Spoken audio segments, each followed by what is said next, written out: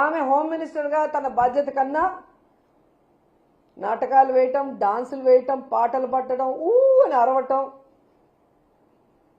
గన్మెన్లు లేకుండా ఎలా తిరగటం, ఇవన్నీ మనం చూస్తున్నాం. అవి కాదు చేయాల్సింది. మళ్ళీ మీరు చేయలేదా అని నా గురించి మాట్లాడటం. నేను టూరిస్ట్ మినిస్టర్, కల్చరల్ మినిస్టర్గా ఉన్నాను కాబట్టి నా మినిస్ట్రీకి అవి కరెక్ట్ కాబట్టి మేము చేస్తాం. మీరు హోంమంత్రి అంటే మహిళకి రక్షణ కల్పించాలి. ఈరోజు సుగాలి ప్రీతి మీరు చంద్రబాబు నాయుడు అధికారంలో ఉన్నప్పుడు చనిపోతే పట్టించుకోలేదు.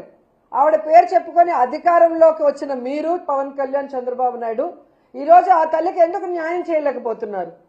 హోంమంత్రిగా మీ బాధ్యత కాదా? ఆమెకు న్యాయం చేయాల్సిన అవసరం లేదా అని అడుగుతున్నాను. అలాగే ఈ రాష్ట్రంలో రషీద్ని నడి రోడ్లో నరికేశారు. ఆ ధైర్యం ఎవరిచ్చారు? హోంమంత్రిగా నువ్వు చేతగాకపోవటం వల్లే ఈరోజు నేరస్తులు పెట్టరేగిపోతున్నారు. ఏ విధంగా కర్నూలులో ఒక అమ్మాయిని ముక్కలు ముక్కలు చేశారు, రేప్ చేసి. ఇప్పటి వరకు ఆ శవాన్ని వాళ్ళ తల్లిదండ్రులకి నువ్వు అప్పగించలేకపోయావు. ఈ రాష్ట్రంలో ఎంతమంది ఆడపిల్లలు రేప్ చేస్తున్నారు, ఎంతమందిని నరికేస్తున్నారు. ముఖ్యంగా తెలుగుదేశం పార్టీలో నీచాతి నీచంగా ఆడవాళ్ళ గురించి మాట్లాడుతుంటే ఇంతవరకు ఎటువంటి కేసులు పెట్టని మీరు రెడ్ బుక్ రాజ్యాంగాన్ని పక్కన పెట్టుకొని ఈరోజు కక్ష సాధింపుతో మీరు చేస్తున్నవి అందరూ కూడా చూస్తున్నారు. మీరు మాట్లాడే ప్రెస్ మాటలు చూస్తున్నారు, మీ డ్రామాలు చూస్తున్నారు. ఇప్పటికైనా హోంమంత్రిగా మహిళలకి రక్షణ కల్పించండి. ఈ రాష్ట్రంలో లా అండ్ ఆర్డర్ని కంట్రోల్లో పెట్టండి. అవినీతి చేసే వాళ్ళకి అడ్డుకట్ట వేయండి. డ్రగ్స్ ముఖ్యంగా వైజాగ్లో, కుప్పంలో విచ్చలవిడిగా ఉందంటే మీరు చంద్రబాబు నాయుడు సిగ్గుపడాలి. వాటిని కంట్రోల్ చేయండి. యువత జీవితాన్ని నాశనం చేసే ఆ డ్రగ్స్ని అరికట్టడం మానేసి చంద్రబాబు నాయుడికి, లోకేష్కి భజన చేస్తూ జగన్మోహన్ రెడ్డి గారిని మాట్లాడితే ప్రజలు హర్షిస్తారనుకుంటే అది సిగ్గుచేటు.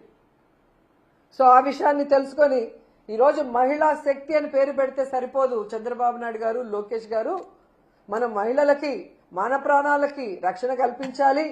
వాళ్ళకి ఇచ్చిన సూపర్ 6ని మనం నెరవేర్చాలి.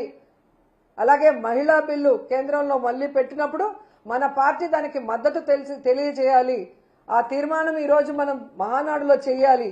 లేదంటే కేంద్ర ప్రభుత్వానికి మద్దతు ఉపసంహరించుకుంటామని చెప్పాలి అని చెప్పండి. అప్పుడు మిమ్మల్ని అందరూ గౌరవిస్తారు. కానీ అడ్డదిడ్డమైన మాటలు మాట్లాడితే ఎవరు కూడా గౌరవించే ప్రసక్తే ఉండదని మరోసారి తెలియజేసుకుంటూ, ఈ 3 రోజుల మహానాడు చూస్తే ప్రజలకే కాదు తెలుగుదేశం పార్టీ కార్యకర్తలు, డ్వాక్రా మహిళలు కూడా విసిగిపోయారు అన్న విషయం మనందరికీ తెలుస్తుంది.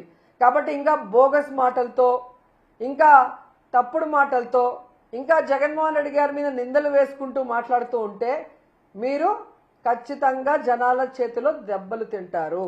అండ్ ఈరోజు మేము అధికారంలో ఉన్నప్పుడు 2 సంవత్సరాలకే ఇంటింటికి వెళ్ళి మేము ఇది చెప్పాం, ఇది చేశామని చెప్పి ప్రజలతో ధైర్యంగా మాట్లాడి వారికి ఒక బుక్లెట్ మేము ఇచ్చిన హామీలు 99% మేము 5 ఏళ్లలో ఎలా పూర్తి చేశామో ప్రతి సంవత్సరం వెళ్ళి ఎలక్షన్ ముందు కూడా ప్రతి చోట చూపించడం జరిగింది. మీరు అలా ఈ 2 సంవత్సరాల్లో మీరు ఇచ్చిన హామీల్ని ఎంతవరకు నెరవేర్చారు అనేది ఇంటింటికి వెళ్ళి మీ ఎమ్మెల్యేలు, ఎమ్మెల్సీలు ప్రజల్ని అడిగే దమ్ము, ధైర్యం ఉందా ఒకసారి చూడండి. దమ్ముంటే వాళ్ళని పంపించండి. ఖచ్చితంగా నిన్న జరిగిన మీటింగ్లో జగన్మోహన్ రెడ్డి గారు ఒక బుక్లెట్ని రిలీజ్ చేయడం జరిగింది. ఆ బుక్లెట్ 2 సంవత్సరాల్లో వెన్నుపోటుకు 2 ఏళ్లు ఆంధ్రప్రదేశ్నే కాకుండా ఈ రాష్ట్రంలో ఉండే ప్రజల్ని, అంటే రైతులు, మహిళలు, విద్యార్థులే కాకుండా తెలుగుదేశం పార్టీ, జనసేన నాయకులు, కార్యకర్తలను కూడా ఎలా వెన్నుపోటు పొడిచారు, ఈయన జీవితం అంతా వెన్నుపోటుతో ఎలా పైకొచ్చారు, ఎవరెవరిని వెన్నుపోటు పొడిచారు, ప్రజలకు ఏ విధంగా హామీల్ని తుంగలో దొక్కారు, అభివృద్ధి లేకుండా ఎలా డైవర్షన్ పాలిటిక్స్ చేస్తున్నారో ప్రతి ఇంటికి వెళ్ళి వివరించే కార్యక్రమం చేయబోతున్నాం. మీకు దమ్ముంటే మీరు వచ్చి మేము మంచి చేశామో అని ప్రూవ్ చేసుకోండి. అంతేగాని డిజిటల్ బోర్డులు పెట్టుకొని రికార్డింగ్ డాన్సులు వేసుకొని మందు బిర్యానీ ఇచ్చి బలవంతంగా వచ్చి చూడండి అంటే దేకేవాడే లేడు మీ మహానాడు. సో ఇప్పటికైనా రాబోయే 3 సంవత్సరాల్లో బాధ్యత కలిగిన ముఖ్యమంత్రిగా చంద్రబాబు నాయుడు వ్యవహరిస్తారు. వాళ్ళ